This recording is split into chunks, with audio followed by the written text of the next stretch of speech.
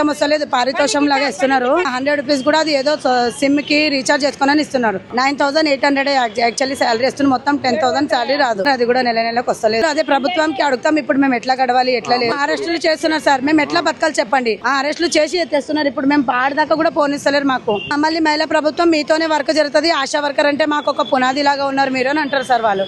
మరి మేము ఎట్లా చేయాలి, ఎవరితో అడగాలి అని మేము ధర్నాకు దిగినాం సార్. అది కూడా చేయనిస్తలేరు. మా సీఎం ఏమైనా ప్రోగ్రామ్ ఉంటే పిలుచుకుంటారు, డిషం నింపి బస్సులు నింపిపించి పిలిపించుకుంటారు, వాళ్ళది చూపించుకుంటారు. ఇప్పుడు మనం ఈ పరిస్థితులు అడగడానికి పోతేనేమో వాళ్ళు ఇట్లా చేస్తున్నారు సార్. మేము ఎవరికి అడగాలి? ఇప్పుడు మేము మీకు తెలుసా సార్, మేము 4 o'clock నుంచి ఇంట్లో లేము, ఇంటికి వచ్చి అరెస్ట్ చేస్తున్నారు మమ్మల్ని అందరినీ. ఇప్పుడు మా వాళ్ళందరూ 4 గంటల నుంచి బయట ఉన్నాం. మేము కూడా బయటనే పిల్లలను స్కూల్ కూడా పంపలేదు సార్. నేను ఎంబడి పట్టుకొని తిరుగుతున్నాము. డైరెక్ట్ ఇళ్లలోకి వస్తున్నారు. మంగళట్ పిఎస్ నుంచి పోలీసులు వస్తున్నారు, అరెస్ట్ చేసుకుంటున్నారు మమ్మల్ని. ఇట్లా ఇంట్లోకి వచ్చి అరెస్ట్ చేస్తున్నారు. మాకు ఎట్లా న్యాయం జరుగుతుందని మేము ఇల్లంతా ఇడిచి బయటనే ఉన్నాం. చాలా ఇబ్బంది ఉంది సార్. ఇటువంటి ఇబ్బంది ఎవరికి ఆడవాళ్ళకి రావాలి సార్. ఇది ఏం బాలేదు సార్, ఏమేం బాలేదు, ఏమేం చేయలేరు మాకు. అసలు ఒక్క రూపాయి కూడా పెంచలేరు. మాకు చాలా కష్టం నడుస్తుంది తెలుసా. ఇప్పుడు మళ్ళీ ముంగట ఎండలు ఉన్నాయి సార్. ఎండలలో మేమే వస్తామో ఏమవుతుందో తెలియదు సార్ మాకు.